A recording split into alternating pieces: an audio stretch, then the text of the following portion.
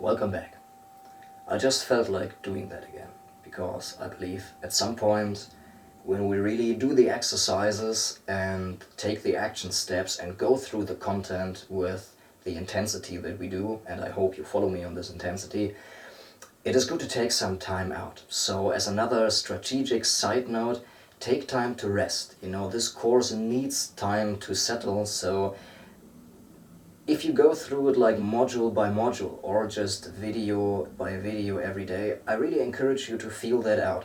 What is right for you? When is the right way to stop? Because our body really knows when we've taken in enough information so that it settles. But that just as a strategic side note.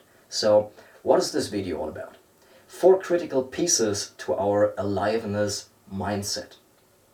And what are those? First of all, we want to build a mindset also for success, for aliveness. And that is not necessarily because it aids for the practice of aliveness itself, working with our emotions, but to have a mental structure in which those emotions can flow. And this mindset consists of 4 main ways of looking at things that I would call them. The first one is, all we do is because of the emotions we feel. And I've stated this before in the first module, but important things need to be reiterated and emphasized. Everything we do is because of the emotions that we feel. No matter whether we try to make a logical decision, it is always because of the emotions you feel. And we always find ways to satisfy our longing for aliveness anyway. So we do things in order to feel alive anyway. Now, what are yours? You see, when we do something to feel alive anyway, let's just take the healthy things, don't we? When we don't have a choice but to do anything to get this feeling, or like a substitute of this feeling of aliveness, why don't we choose the healthy way? You see, and the healthy way is what the second critical piece of the mindset describes. That is, that aliveness comes from being in touch with our feelings. When we are in touch with our feelings, aliveness comes. That doesn't mean that you always feel positive. This is not being alive. Being alive means not rejecting either way, to not reject the negative emotions as well, but to let every feelings arise. And how we do that, this is part and parcel of module 4, where we really talk about the emotions and go deep in that. And we also see that body sensations and our intuition and deeper sentiments are not alike with emotions. They are distinct and different, but that's enough for now.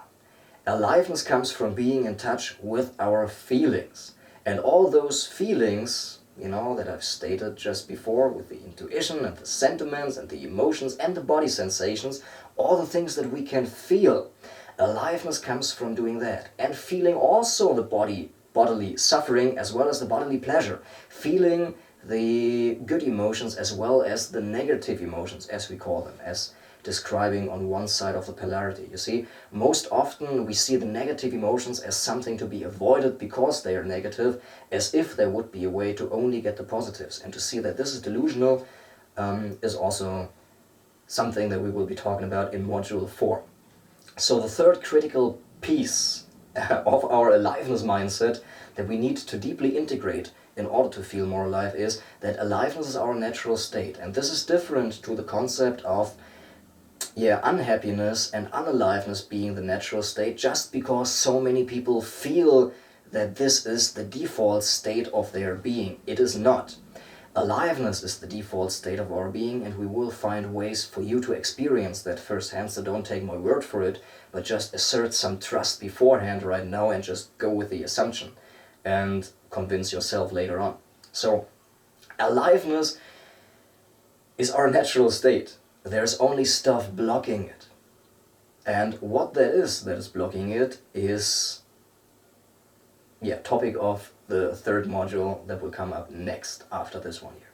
So when we say that aliveness is the default state and there's only things taking us out of that, it means by removing what's taking us out of that, we rest and remain and reside and abide in the natural state of aliveness, being ourselves, expressing ourselves in a natural and spontaneous way, the way we are. And lastly, number 4, being unalive is not a faulty condition. You see, that contributes and also links in with the third piece of the mindset. When we're unalive, it is not a trait. It is not that some people are just more lethargic than others. It is true that due to differences in the nervous system, people tend to behave differently. Some are more extrovert, some a little bit more introvert. But generally speaking, to be unalive, to really feel like the energy is being sucked out of your system and you feel drained and, lethargic and disencouraged all the time, this is not your default, this is not a default state, and this is not even a trait of yours. This is only a pattern of behavior that we're displaying, and everybody can find a way to aliveness. And I believe this is critical to understand, to get rid of all those excuses that unaliveness, it's just the way I am. This is not quite true, not true at all. This is not who you are. This might be the way we felt for a long time consistently, because the triggers towards the state of unaliveness and this feeling of being trapped in the cage of our mentality is so strong. But there's a way to remove that, and how we do that is also part of Module 3. So, in integrating those 4 mindsets, I do not give you an action step, because here's what I believe. We can try to hammer those in, but I don't see any necessity or, any great necessity to do that, because I don't feel that's quite the way to do it. The way to do it is to maybe, mark this video and go watch it after the end of every other module and just let it sink in. And the way you integrate those mindsets is when you find proof for yourself, not only on an intellectual level, it can start that way, but later on just in your life. I'll give you an example. Once you've started being in touch with your feelings, you might very well find proof for the second piece of our mindset here, of our aliveness mindset, that aliveness actually comes from being in touch with our feelings. And you will find that once you are in touch with the positive and the negative feelings and all sorts of feelings, intuition and the sentiments and the emotions and the body sensations, that you will feel more alive, and that you do not need to do anything to feel alive, It's not like you need to go to the gym, or you need to do this and that, or your affirmation and whatever kind of practice to feel alive. It comes naturally, and this is the way it's meant to be. It takes some practice at first to get rid of what is blocking it, but at the end it comes natural. So to integrate those mindsets, I said it makes sense to re-watch this video and try to come up with the proofs of your own in your own life. Maybe it's even a good idea to write them down now and put them aside so you can reread them and maybe insert, the kind of legs of the table, so to speak, to base this new belief on for your own life. So to come up with proofs, with proving incidences from your own life to base those 4 mindsets on. Thank you, and see you in the next video.